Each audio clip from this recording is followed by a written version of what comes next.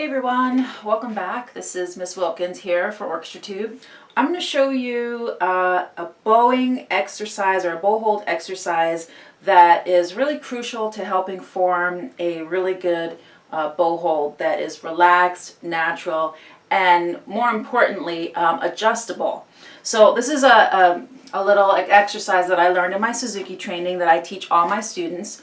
And what you do is you get a music stand, and this is my music stand from at home, flatten it out, make a table, and then we're going to put our hand, our bow hand, onto the table like this. You want to make sure that you have your pinky lined up with your elbow. That's the very important part of information, because a lot of times students will line up their hand with their thumb and their elbow, and this is a stressful situation for the wrist. You're actually putting more stress on the nerves inside your wrist. So this is the anatomical correct position for your hand, your pinky lined up with your elbow.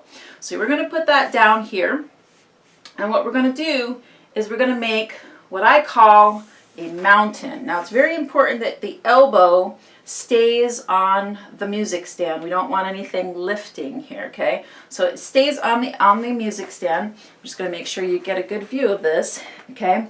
And the mountain is, I don't know, you could either think of like a beak or a duck beak, but the most important thing is I can see all of my knuckles here turn white. And it doesn't matter what color your skin color is. You'll see that your knuckles will go white once you put that pressure on them.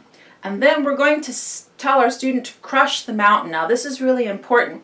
If you're the teacher and you need to put your hand right here so that their fingers don't move, we want to make sure that we crush the mountain like so without moving the fingertips. Notice that my fingers didn't move anywhere, okay? They just did a little roll onto the tips of my fingers, and now all of my knuckles are nice and pink.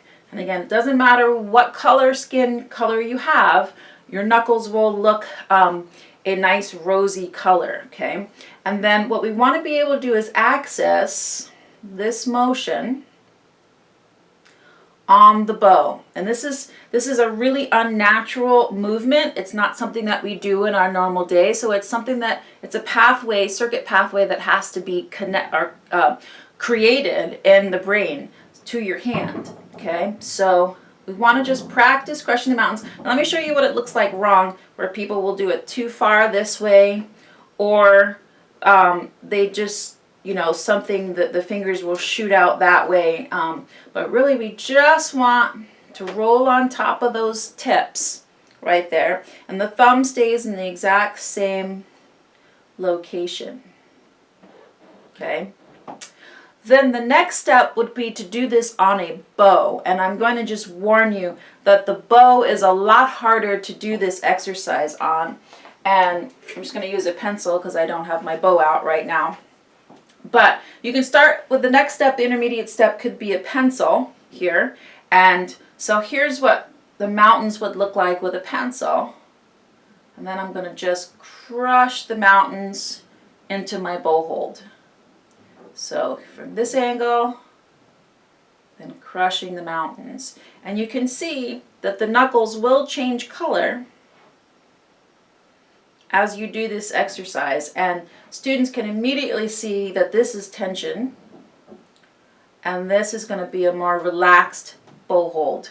Now I try not to use the word relaxed when teaching, because that doesn't tell people what to do. So when you give them this imagery of crushing those mountains and really isolating those knuckle joints as a movement, that's really how we're going to change those tense and grippy bow holds in students. So I tell students in math class, you know, practice making your mountains and crushing them while you're listening to other things going on. And just do this sort of like push-ups so that you get that motion into your brain, because when you go to the bow, it's a lot harder to do holding an object. And this is, of course, where we need to move our bow holds. Okay, everyone, thanks a lot. Take care, and I'll see you in the next video.